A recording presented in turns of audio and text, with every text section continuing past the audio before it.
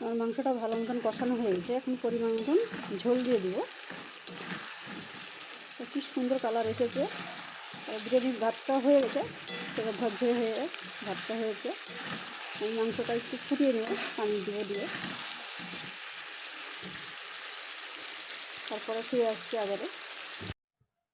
এই তো আমার রান্নাবান্না হয়ে গেছে, লেয়ারটা দিয়ে নিচ্ছি, সম্পূর্ণ দিয়েছি। এখন দিয়ে দেবো মাংস।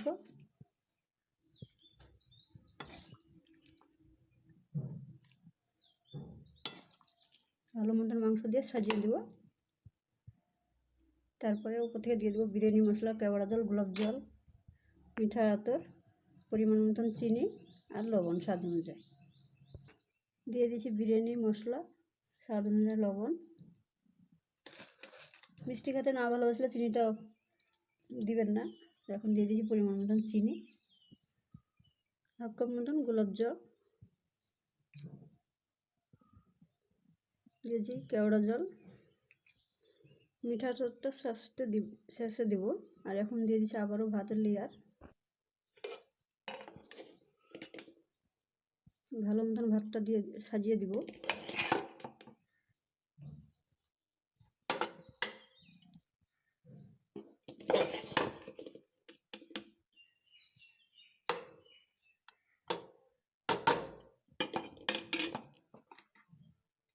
আবারও দিয়ে দিচ্ছি ভাত কালারিং।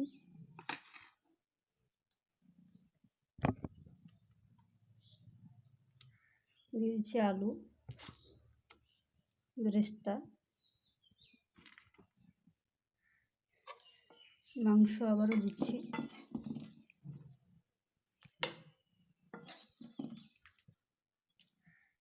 মাংসের পরিমাণটা কম বেশি করতে পারেন, কিন্তু বেশি মাংস দিলে আমার ছেলে আবার খেতে চায় না, তারপরে একটু কম করে আমি দিচ্ছি।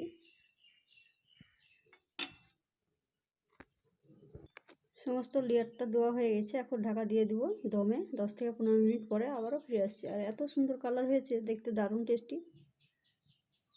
কিছুক্ষণ পরে ফিরে আসছি। তো এখন দমে দিয়ে দিয়েছি, গ্যাসটা অন করে দিয়েছি, একদম পাওয়ারটা কমে দিয়েছি। একদম বিরিয়ানি হয়ে গেছে, একদম মৌ করছে, গোটা ঘরে সেন্ট করছে খুব, আর দেখতেও দারুণ হয়েছে। তো আমি একটা সাইড থেকে ছেলের জন্য খুলে রাখবো। এখন ছেলে গেছে কোচিং থেকে এসে খাওয়া দাওয়া করে চলে যাবে ডিউটিতে। আমি অল্প করে খুলে রাখবো। তো কেমন হয়েছে ভিডিওটা জানাবেন অবশ্যই কমেন্ট করে। ভালো লাগলে লাইক কমেন্ট শেয়ার করে দেবেন বেশি বেশি করে। যারা নতুন অবশ্যই আমার চ্যানেলটাকে সাবস্ক্রাইবটা করে রাখেন, পাশের বেল বাটনটা অন করে রাখেন, সবার আগে নোটিফিকেশন পেয়ে যাবেন।